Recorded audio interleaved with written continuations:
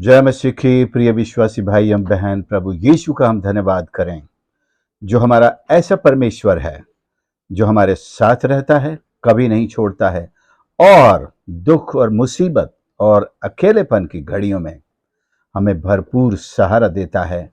अपनी उपस्थिति से, अपनी सामर्थ्य से और अपनी आशीषों से भी संभालता है। जी हाँ, आज का हमारा मनन इसी विषय पर है, from loneliness to godliness.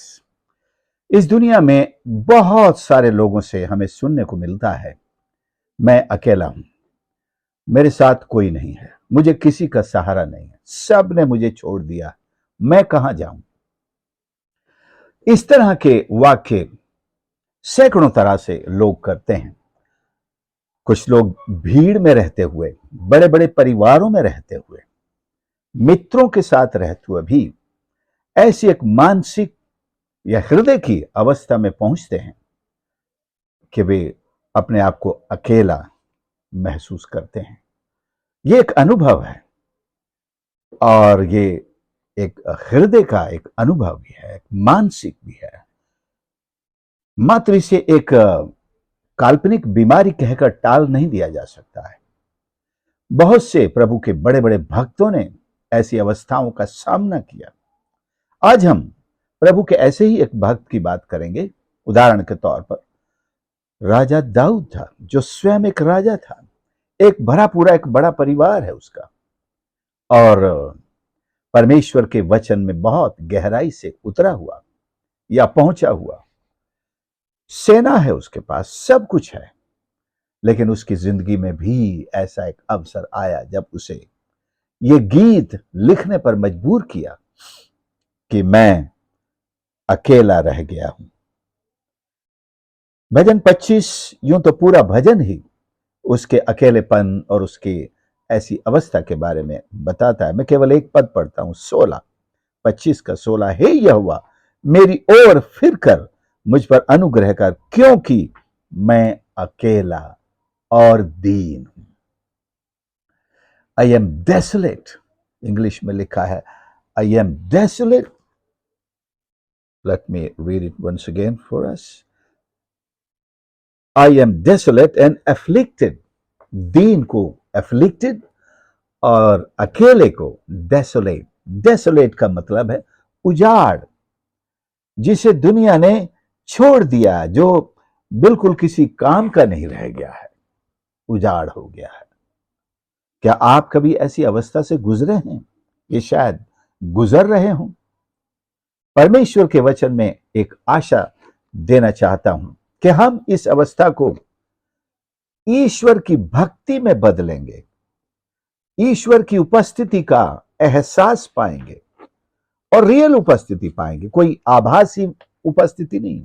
It's not a virtual presence of God like oh you just talk about it, you can't see or feel। हम परमेश्वर की उपस्थिति को उतना ही महसूस कर सकते हैं जितना एक जीवित मनुष्य की उपस्थिति को हम महसूस कर सकते हैं। ऐसा तो नहीं कि उसको हम बिल्कुल गले लगाकर बैठ जाते हैं। जीवित मनुष्य को हम आसपास होते हैं, बातचीत करते हैं, हम सवाल करते हैं, जवाब सुनते हैं, हम अपनी समस्याओं के समाधान पूछते हैं, पाते हैं। ठीक वैसे ही परमेश्वर भी, वो आत्मिक रूप से देहधारी होता है हमारे साथ, बल्कि है, और हमको संभालता है। इसका सबसे आसान, प्रभु यीशु भी अकेले हुए, और वो जब भी अकेले होते थे, पिता के पास प्रार्थना के लिए, उससे बातचीत करने के लिए, to communicate with God the Father, he used to go to him. तो सबसे अच्छा उपाय है कि जब हम अकेले रह जाएं, छोड़ दिए जाएं, डेसोलेट हो जाएं, उजाड़ के समान, बंजर के समान छोड़ दिए जाएं, दुनिया हमें जब किसी काम का नहीं समझे, सब अपने अपने मतलब, हित हमारे द्वारा साध लें और इसके बाद हमें छोड़ दें, तब हम कहां जाएं? कोई हमें अपने साथ रखने के लिए तैयार ना हो। God is the one who has been waiting for us to turn to him. परमेश्वर से बेहतर अकेलेपन का उपाय किसी के पास नहीं है। परमेश्वर की उपस्थिति ही हजारों बल्कि लाखों लोगों की भीड़ से भी अधिक आशीषमय है। कई बार किसी का बहुत नजदीकी मित्र धोखा देता है, इतने से में ही अकेले हो जाते। दाऊद इस अनुभव से गुजरा है। उसके बेटों ने, उसके एक सगे बेटे ने उसे धोखा दिया, उसके मित्रों ने उसे धोखा दिया और उसे महल छोड़कर भागना तक पड़ा। रोता हुआ जाता है, लेकिन फिर भी उसने परमेश्वर को पुकारा। परमेश्वर से 16 में, हे यहोवा मेरी ओर फिर कर मुझ पर अनुग्रह कर। क्या परमेश्वर का अनुग्रह उठ गया है? कई बार ऐसा लगता है जब दुख और तकलीफ और विरोध और सताव और हमारे शत्रु बड़े पैमाने पर हमारा विरोध करते हैं, हमारे खिलाफ हो जाते हैं और हम मैदान में अकेले छोड़ दिए जाते हैं। कोई हमारी तरफ से न तो साथ देने वाला, न पैरवी करने वाला, न वकालत करने जैसे कोई नहीं है, तो हमको लगता है सब ने हमें छोड़ दिया है। तो परमेश्वर की यह प्रतिज्ञा है, मैं तुझे न छोड़ूंगा न त्यागूंगा। एक मां अपने दूध पीते हुए बच्चे को भूल सकती है, but in the character of God there is no such thing that he can और ही विल फॉरगेट अस। वो नहीं भूलता है, नहीं भूलता है।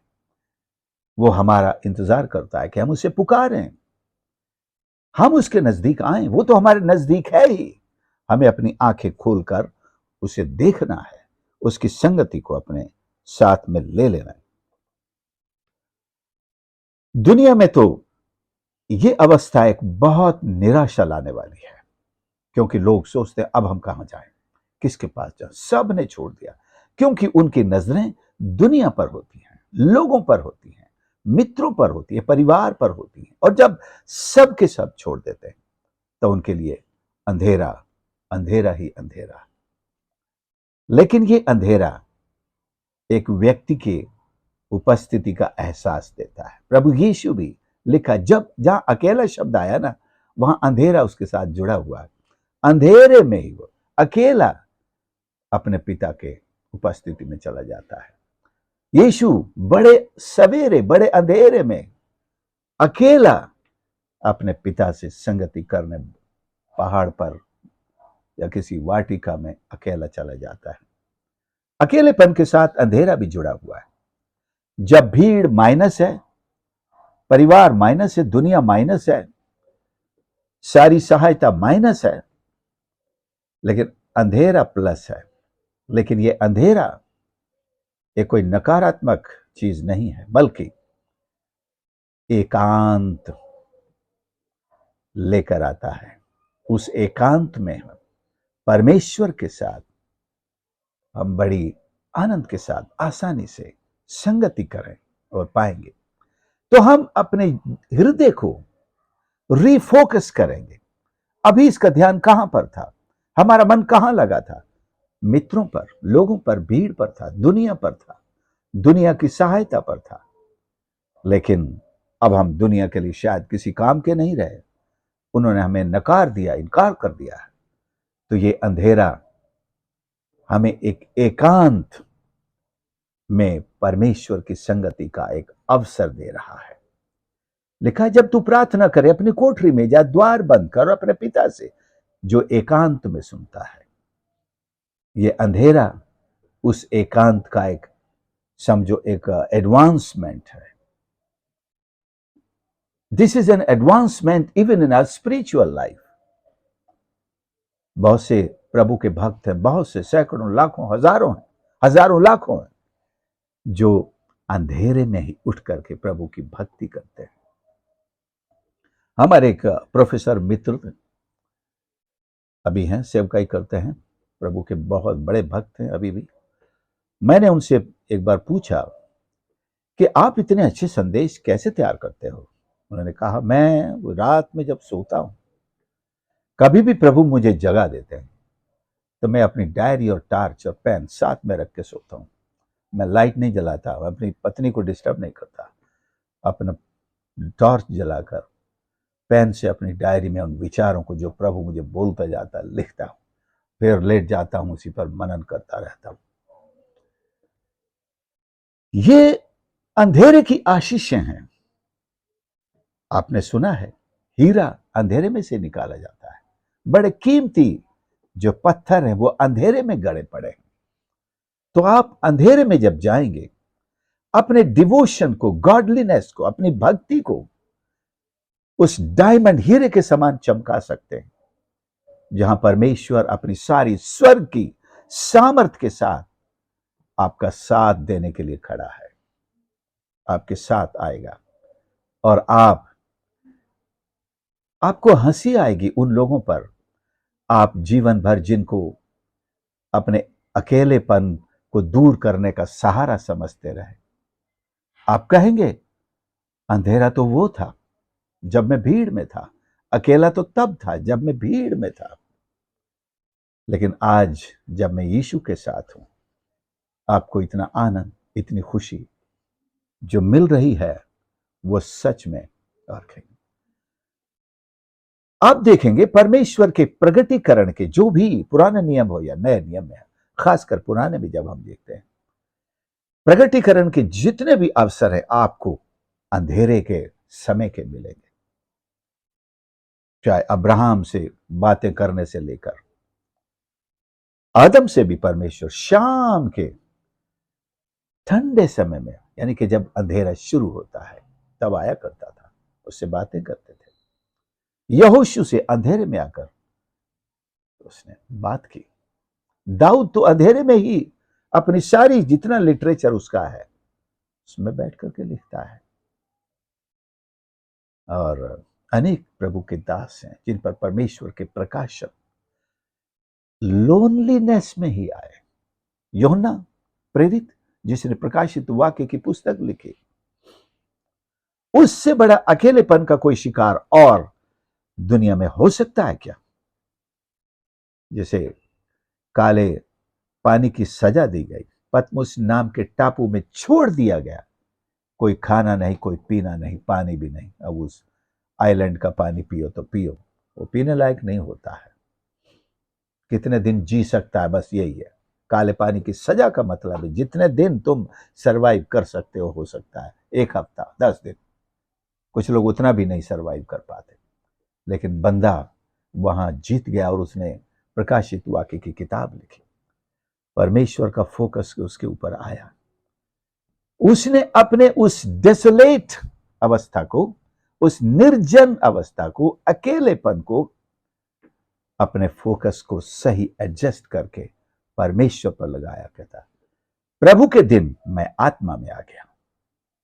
आत्मा में आना यह है परमेश्वर पर फोकस लगाना है। क्या आप अकेले हैं? प्रभु यीशु पर फोकस कीजिए, आत्मा में आ जाइए, आत्मा से भर जाइए। परमेश्वर ने आत्मा से भरने की आशीष भी दी है। अगर आप ईश्वर को नहीं मानते हैं, उस पर विश्वास नहीं करते हैं, तो यह बहुत सुंदर अवसर है।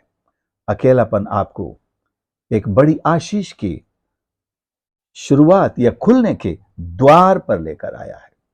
हो सकता है आपका दिल दर्द से भरा होगा, बहुत सारी शिकायतें हैं आपको जमाने से, दुनिया से, अपनों से, बेगानों से।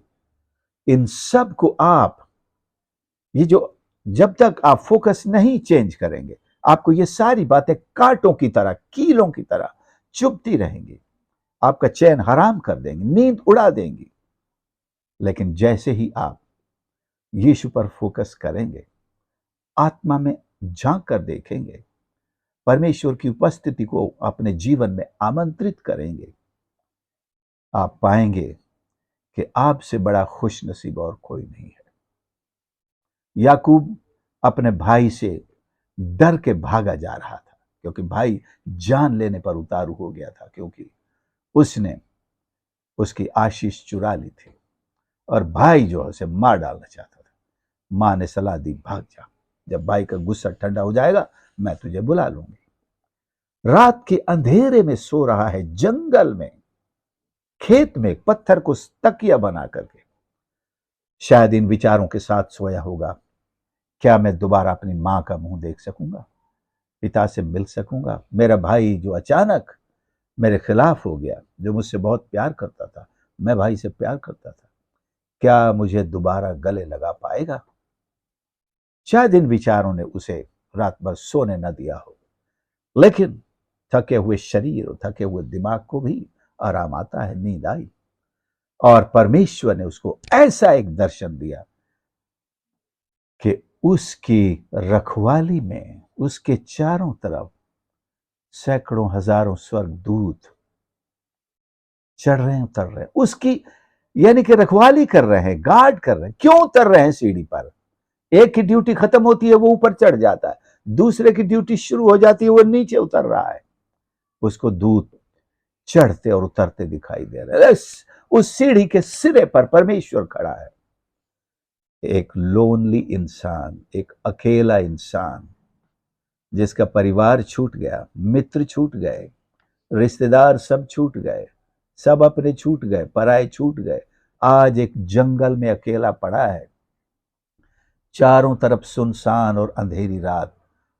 इस अंधेरे में कोई भी जंगली जानवर निकलकर उसे नष्ट कर सकता था, कोई भी सांप भी बिल से निकल करके उसे डस सकता था, खत्म हो सकता था। न जाने कैसे कैसे विचारों ने उसके दिमाग को परेशान किया हो। परमेश्वर देखता है और समीप आता है। उसने उसे दर्शन दिया और उससे बकायदा बात की, वादा किया कि मैं तुझे निश्चय लौटा कर लाऊंगा। I will bring you back. हाँ प्रियो, आपसे जो कुछ छूट गया है और जो छोड़ गए हैं, परमेश्वर उनके पास भी लौटाएगा। लेकिन वैसे दिलो दिमाग के लोगों के साथ नहीं, ये लोग भी तब बदले हुए होंगे। भाई जब लौट के आया था याकूब, तो भाई ने कैसे गले लगाया, खूब रोया, भाई को गले लगाकर खूब रोया। कैसा हृदय ईश्वर ने उसका परिवर्तित किया। मेरे प्रियो, क्या आप किसी अकेलेपन का शिकार हैं? Turn your loneliness into godliness, come to the feet of Jesus, use this opportunity to know God and his presence and his person to receive in our hearts। यीशु के व्यक्तित्व को जानिए, वो हमारे हृदय में प्रवेश करने के लिए तैयार खड़ा है। उसी अकेलेपन में, उसी अंधेरी रात में, उसी अंधेरे में, निर्जन स्थान में, डेसोलेट प्लेस पर वो कहता है, मैं तेरे द्वार पर खड़ा हुआ खटखटाता हूं। ये दिल का द्वार है, घर का द्वार नहीं है, दिल का द्वार है। अगर दिल का द्वार खुलेगा तो घर पूरा उसके लिए खुला है। जब वो दिल में रहेगा तभी वो घर में भी दिखाई देगा। सो प्रियो, आइए हम यीशु के लिए अपना हृदय खोलें, अपने अकेलेपन को परमेश्वर की उपस्थिति से भर लें। फिर ये सारी दुनिया आपके आगे होगी, आपके पीछे होगी, आपके चरणों में होगी, और आप परमेश्वर की भक्ति में, परमेश्वर के आनंद में, परमेश्वर की सामर्थ्य में दुनिया की किसी भी ऐसी अवस्था का शिकार नहीं होंगे। आइए हम प्रार्थना करें। प्यारे प्रभु, मैं प्रार्थना करता हूं उन सभी लोगों के लिए जो आज अपने आप को एक अकेलेपन का शिकार महसूस कर रहे हैं। सच में संसार ने, परिवार ने भी और मित्रों ने भी उनके साथ जो किया है, और वो आज अकेले रह गए हैं। कई तो मृत्यु को परमेश्वर अपना उपाय समझ उसकी ओर भागे चले जा रहे हैं। क्या करेंगे हम जी करके? हमें मरना चाहिए। लेकिन मैं प्रार्थना करता हूं, जैसे आपने याकूब की आंखें खोली, जैसे आपने यहोशू के सम्मुख अपनी उपस्थिति दी, जैसे आपने प्रेरित यूहन्ना पर प्रकट किया, इसी तरह आज अपना प्रकटीकरण इन सब लोगों पर जाहिर कर परमेश्वर, और उनके हृदयों में तू राज्य कर। उनके हृदयों में जो अंधकार है, तेरी उपस्थिति से रोशन कर दे परमेश्वर। सबको प्रेम, विश्वास और आशा से भर दे प्रभु जी। तेरे लिए जीने के एक ऐसे मकसद के साथ, आनंद के साथ, जोश और उत्साह के साथ एक ऐसी भक्ति के नमूने में आगे बढ़े। आशीष कर प्रार्थना प्रभु यीशु के नाम से मांगते हैं, आमीन। प्रभु आप सबको आशीष करे, और इस संदेश को आपने सुना है जरूर दूसरों के साथ भी शेयर करें, और हमारे चैनल को प्लीज दूसरों के साथ जरूर शेयर करें। और यदि आप नए हैं और आज तक सब्सक्राइब नहीं किया है तो प्लीज जाने से पहले चैनल को सब्सक्राइब कर लें। आपके लाइक्स और कमेंट्स का भी हमें इंतजार रहेगा, और प्रभु आपको आशीष करे और हमारी सेवकाई के लिए प्रार्थना जरूर करते रहें। God bless you.